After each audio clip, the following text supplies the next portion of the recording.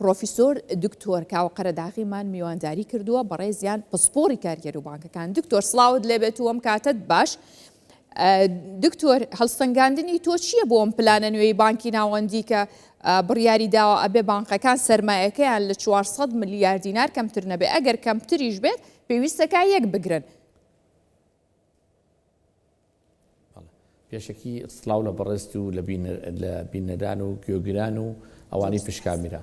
بێگومان ئەم بڕیاری کە دراوە لەسەر ئاستی عێراق ئەوەیە بۆ ئەوەی ئاستی ئابووری و دارایی عێراق بەرەو چاکتر بڕوات، چونکە وەکو بینەری ژەزانی و پسپۆڕەکانی عێراقی زەزانن وەزعی دارایی عێراق لە ڕووی بانکیەوە لە ڕووی سیستمی بانکیەوە لاوازە زۆر بە تەنانەت ئەوەیە کە متمانە نییە لە نێوان هاوڵاتی و بانکەکانەوە لە نێوان بانکەکانی عێراق و وڵاتانی دەرەوە و بە تایبەتی وڵاتە زلهێزەکان کە ئەتوانن وەزعی ئابووری و دارایی عێراق لە ڕووی بازرگانیەوە ئاڵوگۆڕی تیا بکەن. بۆیە بازرگانی ئێمە وەکو عێراق وەکو گشت عێراق بگرێتەوە ئاسان نییە بۆی کە پارە بۆ هەناردە و هاوردە نەقڵ بکات لەم بانکۆ بۆ بانک. لەو ڕوانگەیەوە عێراق ئەوێت لە دووسێ خاڵ جێبەجێ بکات. یەکەمیانوەکو ئەوی بەڕێزت ئاماژەت پێیا پێویستەکە سەرمایەکانیان ئەوەنە بێت کە تووشی معڕەزی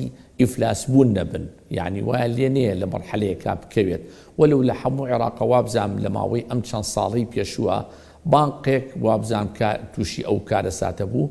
طبعا ئەوە وا لە هاوڵاتی ئەکات کە تەعامل و متمانی نەمێنێ بە بانکەکان. ئەمە لەلایەک لەلایەکی کە پێویستە کات سیستمی عێراق بە طبعا ئەم بانقانە هەمویان لەژێر چاودێری بانقی مرکزی عێراقیان بۆ ئەوەی بتوانێت دراوی دەرەوە یاوە بەرهێنانی بازرگانی دەرەوە بێنێتە ناو عێراق و لە عینە کاتە بازرگانەکانی ئێمە بتوانن سەرمایەکانیان بەرنە دەرەوە بۆ ئەوەی ئاڵوگۆڕێک ببێتەوە لەوە بەرهێنانە بە نەتیجەی نهایی لە هەردوو کاتەکە سوودێکی گەورەی ئەبێ بۆ ئابووری عێراق و بە تایبەتیش بۆ گشت هاوڵاتیان.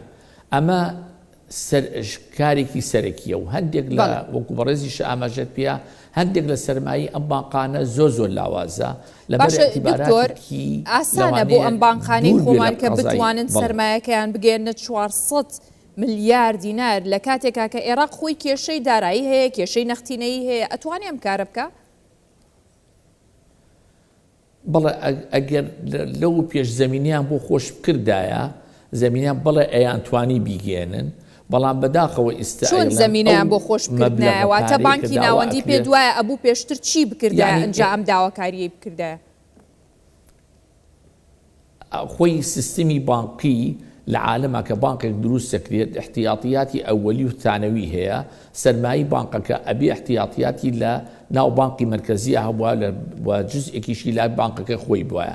بانکی مرکزی عێراقی ئەبووە لە سیاسی نەقدی خۆیە چی بکردایە زیای کردایە پیان بەرەبەرە ئەو سەرمایی پێ زیاکردایە احتیاطەکەی پێ زیاکردایە بۆ ئەوی بگەنە ئەو مەرحەلەی کە بتوانن ئەمڕۆ خۆیان لەو ژمارە سەرمایە خۆیان دۆزیاتەوە کە متمانەی وڵاتانی دەرەوە. حتا یەکێ لە کێشەکان کە یەتە بەردەمی ئەو بانقانە متمانەی بانکی بێگانە با بڵین دەرەکی ناتوانێت ئەو متمانەی پێ بکات کە ئەگەر بینی سەرمایەکەی لاوازە.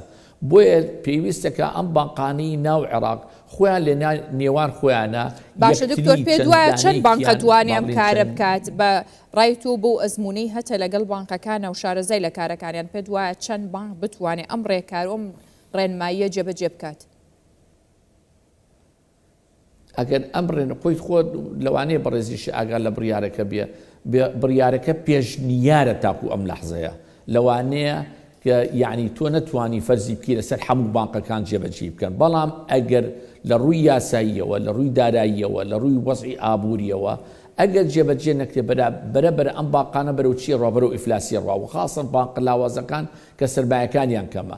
بۆیە پێویستەکە کار بکەن بەو ئتیجاها بە دوورکەونەوە چونکە زۆر لە بانقەکانمان کە هەمانە لە عێراقا تأثیری بڕیاری سیاسی و بڕیاری تاکە کەسی تأثیری هەیە لەسەر کارەکانیان لە ڕوانگەیەکی زانستیەوە کارەکان جێبەجێ ناکەن. تۆ پێت وایە ئەو وادەی دانراوە بتوان جێبەجێکەن چونکە یەکی 2026 وەکو دواوادە دیاری کراوە. ڕای تۆ لەسەر ئەمە چۆنە؟ ئایا پێت وایە درێژەکرێتەوە وادەکە یان پێشنیاری تۆ چییە وەکو چارەسەر بۆ دۆخە؟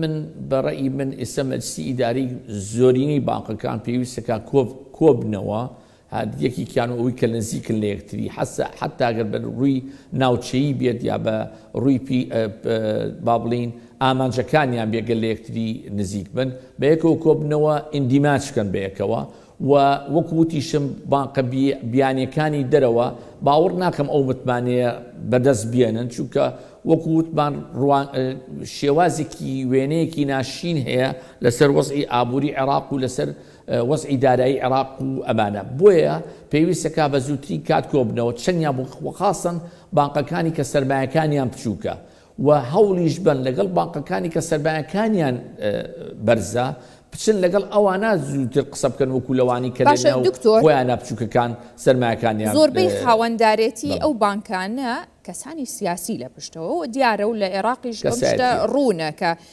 خاوەندارێتی زۆربەی دەستگا و بانقەکان سیاسیە.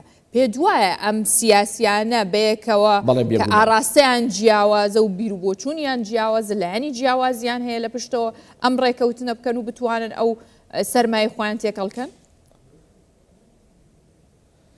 نایکەن بەرەو ئیفلاسی ئەڕۆن، نایکەن ئەو پارەی کە دایان ناوە لە ناو بانقەکانیانە زەرەرەکەن، ئەبێ سیاست بخەنە لاوە، دارایی و ئابووری بخەنە لاوە. ئەگەر بە تیجاهی ئەوە ڕۆن بانقەکانیان بمێنێتەوە و تەمەنیان درێژ بێت و هەر لە ڕووی سیاسەکەشەوە هاوڵاتی ڕاکێشن پێویستەکە ئەو کارە ئەنجام بدەن بە سوودترین کات. یعنی یەکێ لەو شتانی کە ئێستا حالیەن ئێمە متمانی بانقیمان نەمابوو بەڵام ئێستا هەنگاوی ناوە وەکو حکوومەتی هەرێمی کوردستان ئەم ئەژماری منەیە کە بوو ئەمە ئەبێ بەرە متمانی هاوڵاتی ڕاکێشینەوە بتوانین پارەکی کە لە گیرفانمانەیە لە ناو بانقا بێت ئەمە یارمەتی ئەیە. ئەمەش بە یەک بانق ناتوانێت ڕیکلام و کاری بۆ بکات بەم ئەتیجاهە. ئەگەر دوانسیانێک بە یەکەوە تێکەڵاو ببێت یەکتر بگرن یەک ئتیجاه بێ دوور بن لە ململانی سیاسەکەەوە سەرکەوتووە بن بە مەرجێک بتوانن ئەو بانقانە لقیان هەبیە لەسەر ئاسی عێراق هەمووی. بەڵێ باشە. پرۆفیسۆر دکتۆر کاو قەرەداغی سپۆری کارگەری و بانکەکان لەگەڵمان بووی. سپاس بۆ بەڕێستان دکتۆر، زۆر سپاس بۆ پێشنیار و ئەو وتانەت کە وەکو ڕوونکردنەوە لەسەر بانکەکان و کارێک بانکەکان کردێت. سپاس.